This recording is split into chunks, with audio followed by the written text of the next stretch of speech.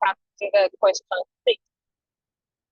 The question is a 33-year-old newly diagnosed HIV lady with normal clinical examination findings of envelope positive hepatitis B antigen and hepatitis B surface antigen positive, CD4 count 525, viral load is 125,000 copies.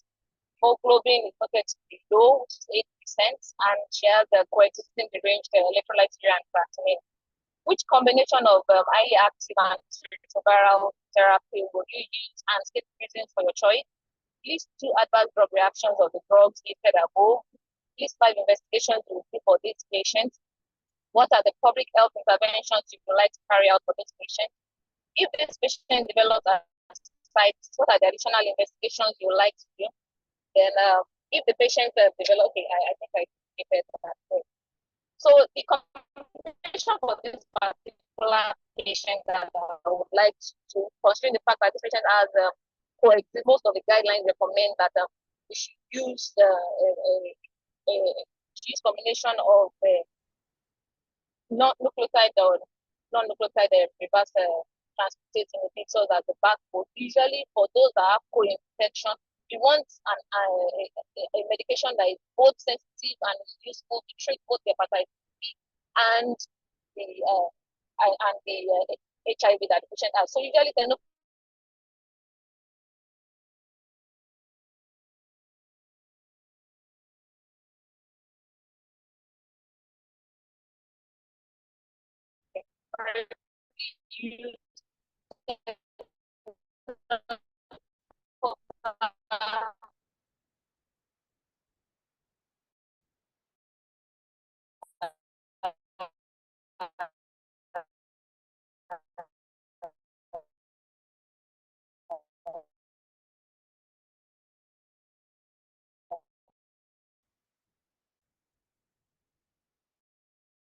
Is it just me?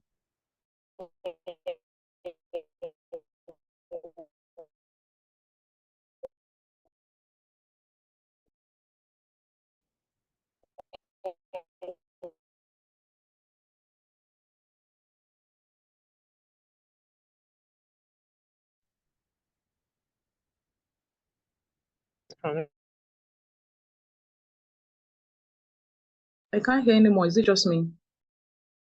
No, it's not just you.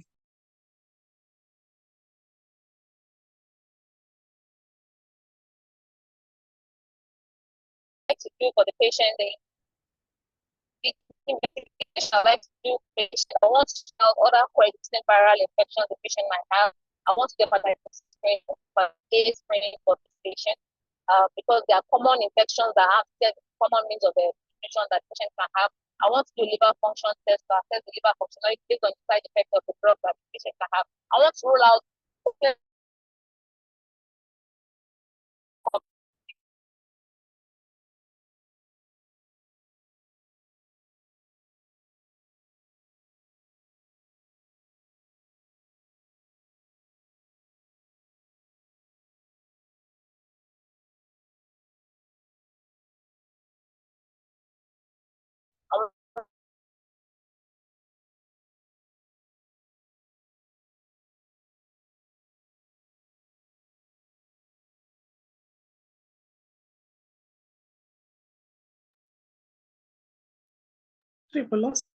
tenofovir alafenamide fumarate plus emtricitabine or lamivudine. It is also recommended that simultaneous treatment of both diseases and to include drugs effective for both conditions, and in view of this HAART combination would be tenofovir, dolutegravir, tenofovir, dolutegravir and tenofovir. In view of the renal impairment, tenofovir alafenamide would be preferred over tenofovir isoproxyl fumarate. Hence, the regimen choice would be tenofovir alafenamide furamate, lamivudine, dolutegravir, and emtricitabine alongside with dolutegravir. 2 ADRs of drugs listed. Tenofovir, it has renal toxicity, diarrhea, depression, abdominal pain. Lamivudine presents with, for the side effects, lactic acidosis, hepatic steatosis, pancreatitis, diarrhea, and cough. Emtricitabine has side effects of lactic acidosis, hepatotoxicity, headache, diarrhea, insomnia, and body aches. Dolutegravir presents with hepatotoxicity, insomnia, hypersensitivity reactions, hyperglycemia, and dyslipidemia. Okay. List 5 investigations you will do for this patient. Hepatitis B viral panel, hepatitis C viral screening, liver function test including liver enzymes, PT-INRU, bilirubin, total protein and albumin, alpha fetoprotein, abdominopelvic ultrasound scan, transient elastography, full blood count with differentials and peripheral blood film, fasting blood glucose, and fasting lipid profile. What are the public health interventions you will carry out? Education of partner and family on the disease with patient consent, family support and participation, HIV counseling and testing for sexual partners, offsprings, and at-risk contacts. That's doing the contact tracing. General health safety practices, community support and participation, safe sex practices, and partner protection, adherence counseling, treatment support, which includes treatment partners and support groups, psychological support and prevention of stigmatization, PMTCT of HIV and HBV, and then also vaccination. If this patient develops ascites, what additional investigation can you carry out? Acidic fluid analysis, where we'll do serum acidic albumin gradient, cytology, microscopy culture and sensitivity, cell counts, gene experts, adenosine deaminase, and then acid-fast bacilli. Triphasic abdominal CT scan would be done for this patient. Okay, so HIV, HBV infection. So HIV, HBV co-infection. HBV infection is common among people with HIV owing to shared modes of transmission in the era of HAART cirrhosis, end-stage liver disease, and hepatitis HCC. Account for increasing proportion of deaths among individuals with HIV. Globally, an estimated 8 to 10% of people with HIV have chronic hepatitis B viral infection. The prevalence of HIV, HBV co-infection is highest in sub-Saharan Africa at 10%. In low prevalence countries, sex and injection drug use are common modes of transmission. Hepatitis B is partially a double-stranded DNA virus that can be transmitted through blood and bodily fluids. It's a significant cause of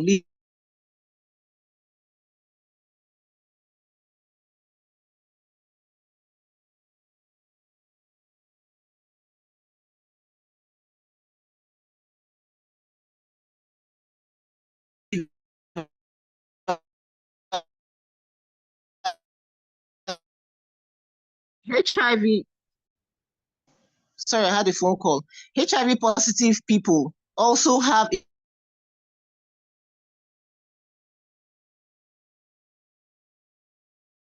a 20% increase in chances of. Hello, I'm having a disrupting call, sorry. Okay, HIV positive people also have a 20-fold increase in chances of having hepatitis B compared to the general population, with a higher baseline DNA, lower alanine aminotransferase, and decreased rates of spontaneous hepatitis B envelope antigen seroconversion. Next slide, please. Okay. Natural history of hepatitis B and then HIV co-infection. People with hepatitis B and HIV co-infection compared with people with hepatitis B viral infection alone have an accelerated progression of liver disease, including risks of HCC and liver-related mortality. Liver mortality highest in those with a low NIDA CD4 count. Impact of HIV and then HB is unclear.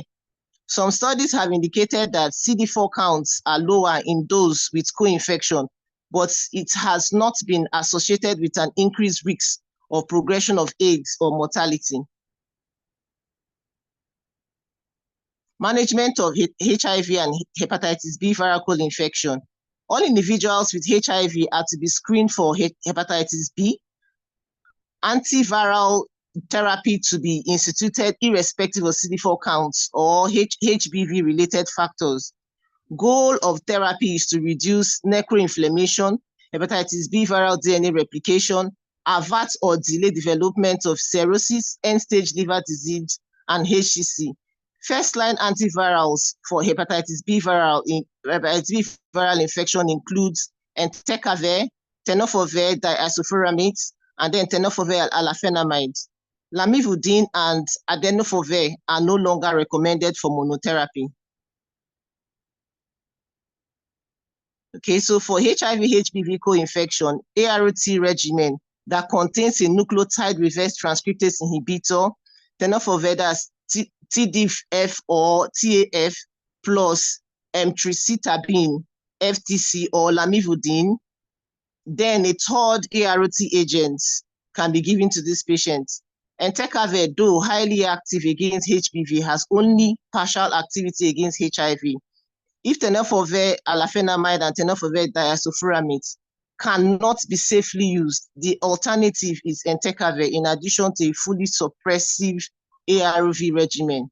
Tenofovir alafenamide has less renal and bone toxicity than tenofovir diisofluramide and is a non-inferior to tenofovir alafenamide. Tenofovir alafenamide may not be safe in eGFR less than 30 mils per minute, except for patients on hemodialysis, though some studies have shown it can be used in eGFR as low as 15 mils per minute per 1.72 meter square.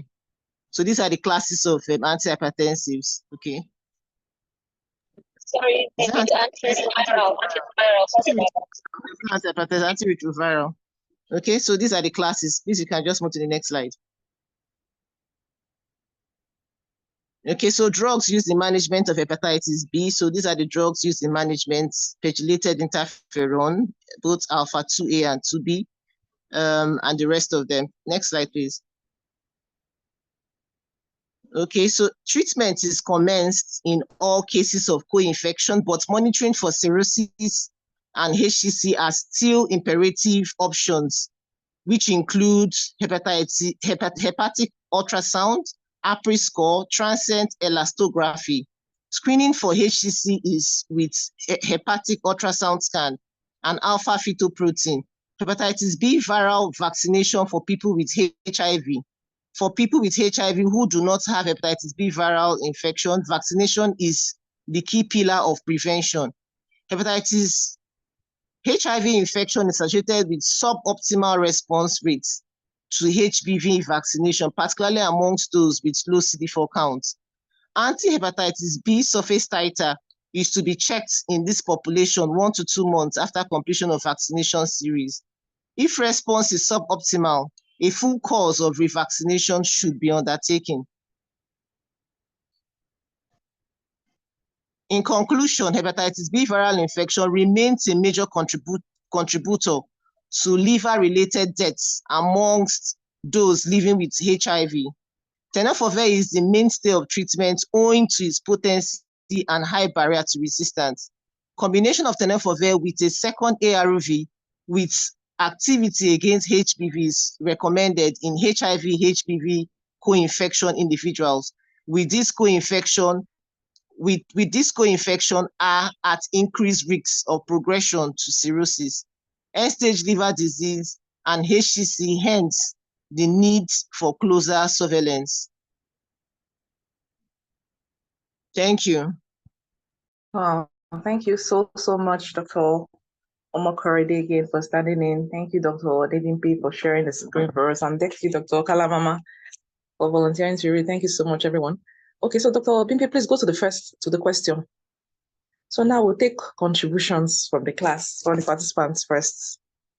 You can raise your electronic hands if you want to make a comment,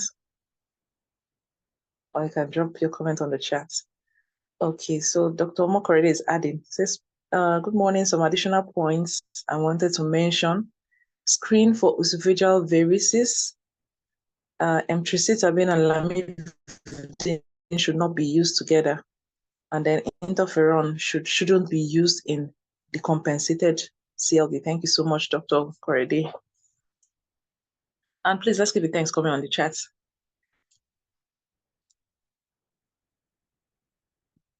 Okay. I don't know, I want to make a comment.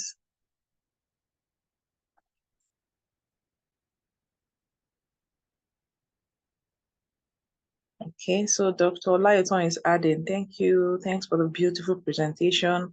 Liver function test and hepatitis B viral load should also be done as screening for hepatocellular carcinoma. Thank you so much.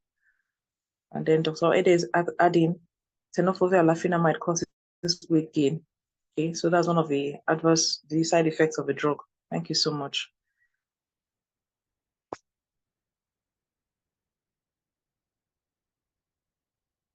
I can't see any hands up. Time is fast spent, so I'll hand over to our teachers. Mark Isabel. Hello, thank you. I see.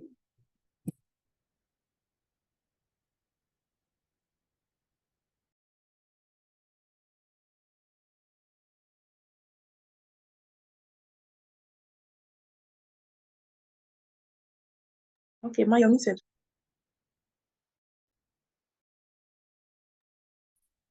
Hello, yes.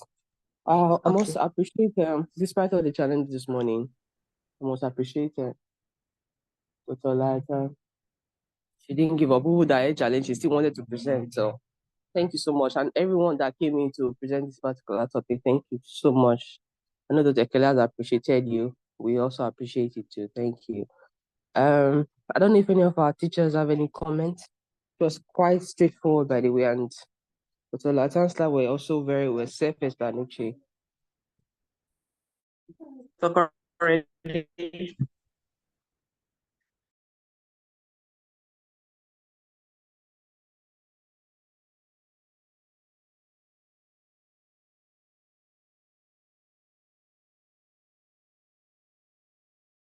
Is any comment from our teachers? Okay, Dr. Kelesim, we want to say thank you, the presenters. Thank you, Dr. Makaredi, Dr. Kalamama, Dr. Abimbola, and Dr. Big Ben. Thank you so much. Sekele, we'll move to the next question, please. All right, thank you, Ma. Okay, so the next question is question 9.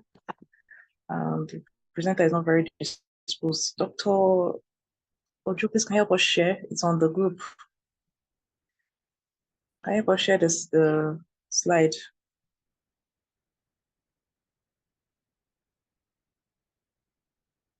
Or anyone?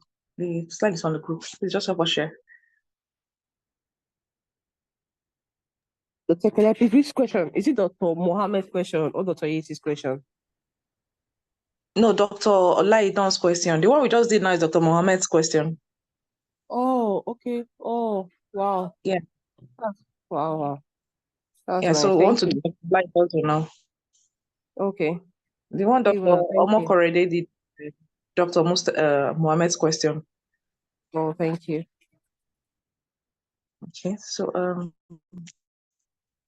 Okay, so we need a volunteer to just read the slides for us too.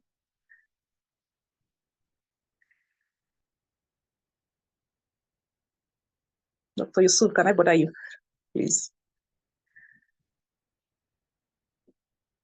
Thank you, Dr. Ojo. No, it should be clear. Let me All right, take thank you it. so much. Thank you. Okay. Good morning, facilitators and colleagues. Sorry, I'm not seeing it well.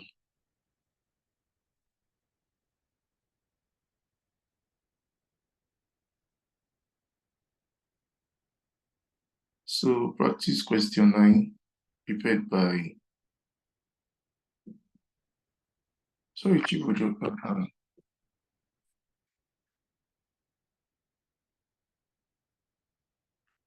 Okay, by Abimbola Olaitan and Advocacy in Stroke Management.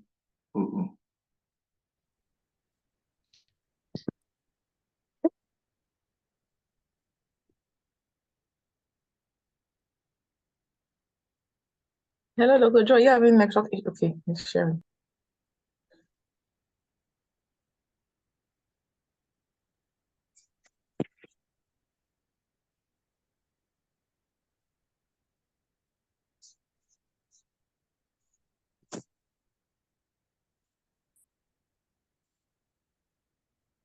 Okay, advocacy in stroke management. What are the steps we use? What are the factors to consider? What is the commonest risk factor for stroke? And what are the other causes of stroke? So steps to use.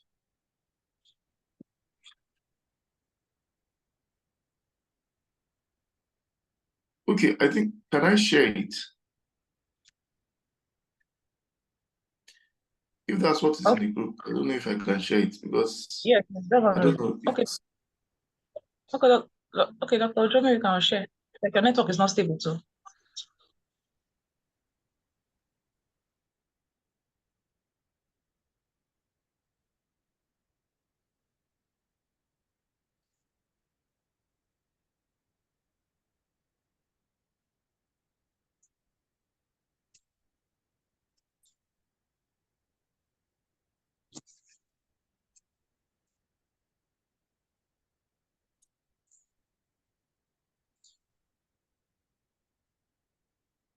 Okay. So question 9, prepared by Dr. Abimbola Olaitan. Advocacy in stroke management. What are the steps you use? What are the factors to consider? What is the commonest risk factor for stroke? What are the other causes of stroke? Steps to use. 1 is to identify the advocacy challenge, where you get your goals and objectives, to determine the key differences, the key audiences, that's your key decision making. Then find out what those audiences currently know or perceive. Then to also determine how each audience receives its information, establish measurable objectives for each audience, to define message points for each audience. What do they need to hear? Who do they need to hear it from? Sorry, these influencers, coalitions, or alliances. Then determine the communication activities to deliver those messages. Decide what resources are necessary to complete each activity, and also establish a timeline and responsible person for each activity, and also to evaluate whether the objectives have been achieved. Then factors to consider, you have to look at staff strength. You have neurologists, physicians, nurses, neuroradiologists, physical therapists, speech therapists, occupational therapists, social worker, and secretary. Then equipment to include cerebral imaging and laboratory services, MRI, CT scan, ECG, echo, color Doppler ultrasound scan, angiography, blood pressure monitor, oxygen. Also access to neurosurgical facilities.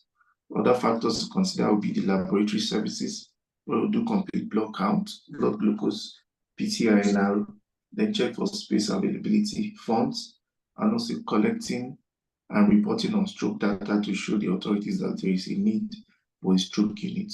So what's the commonest risk factor for stroke? It's hypertension. Other causes include the modifiable and non-modifiable. Non-modifiable risk factors: diabetes mellitus, alcohol, cigarette smoking, dyslipidemia, obesity, substance abuse. For non-modifiable, age, gender, black race, genetics, and family history.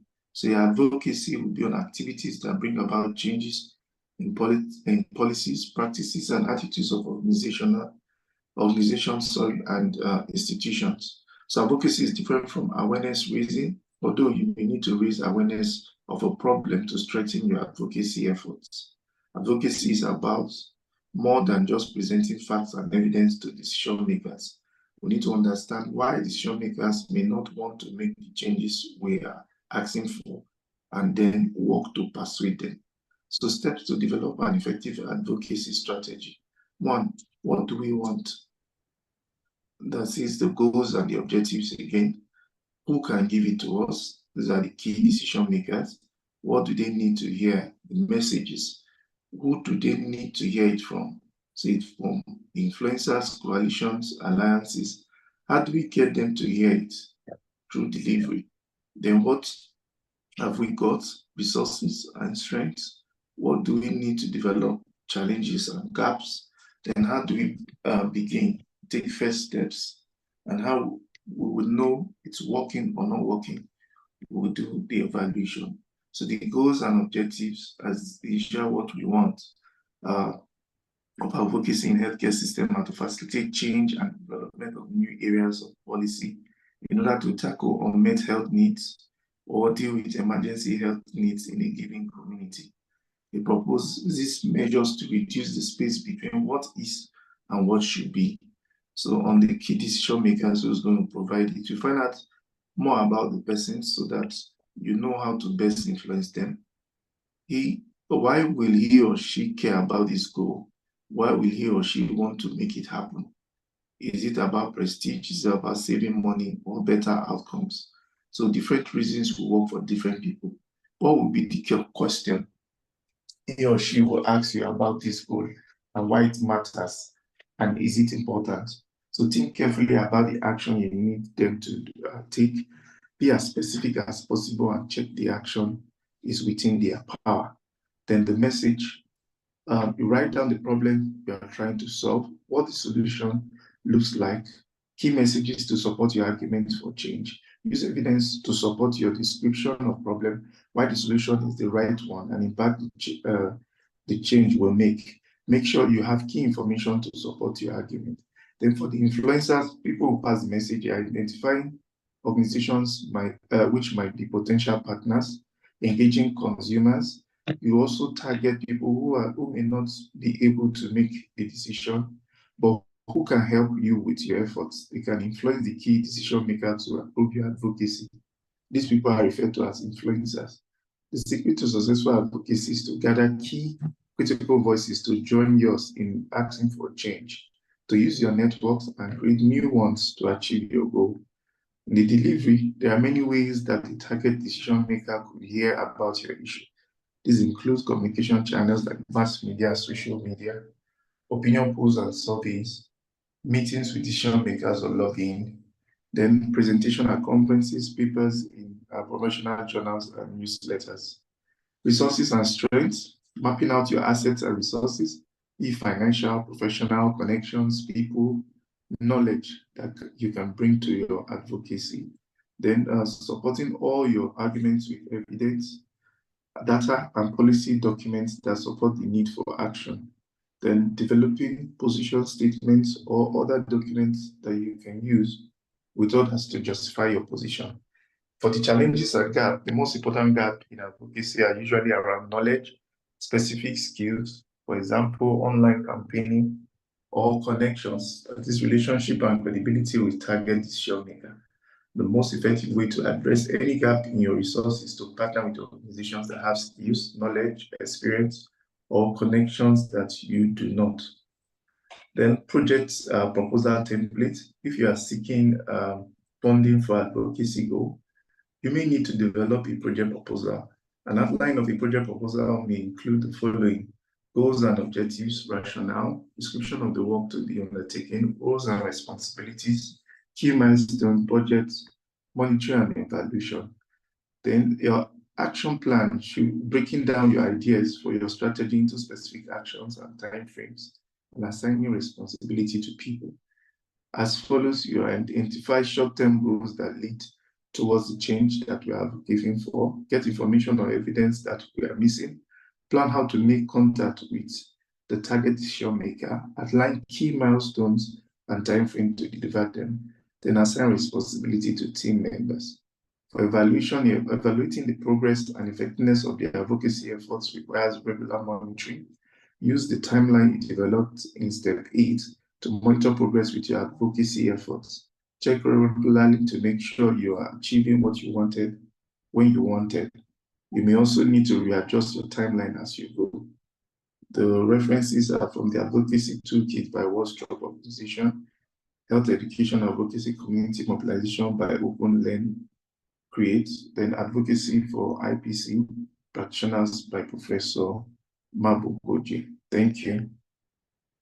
Oh, thank you so much, Dr. Momodu, for volunteering to read for us. Thank you so much. Thank you, Dr. Lighton. Okay, so now we'll take comments and questions from the class.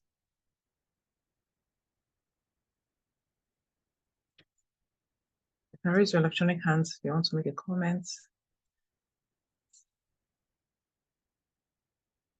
Or you can drop it on the chat.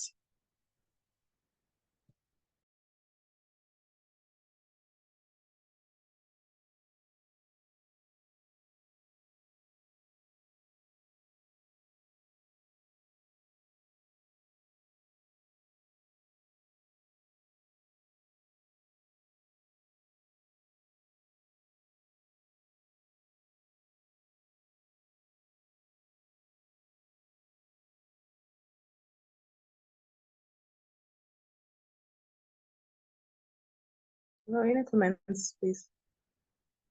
And then let's get the thanks comment on the chat.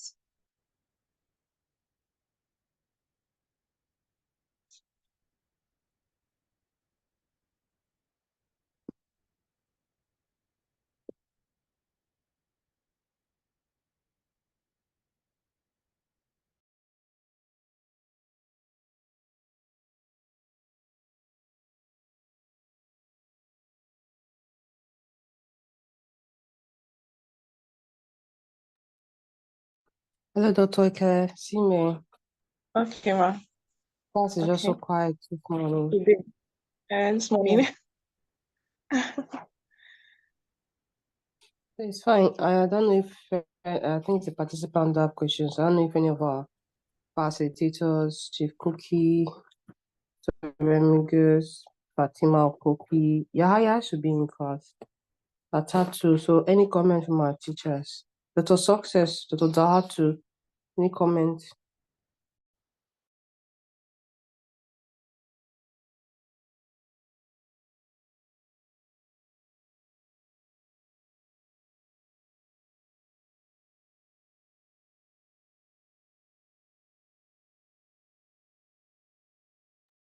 Dr. Mamoto, thank you for volunteering to read the presentation for us. Thank you so much.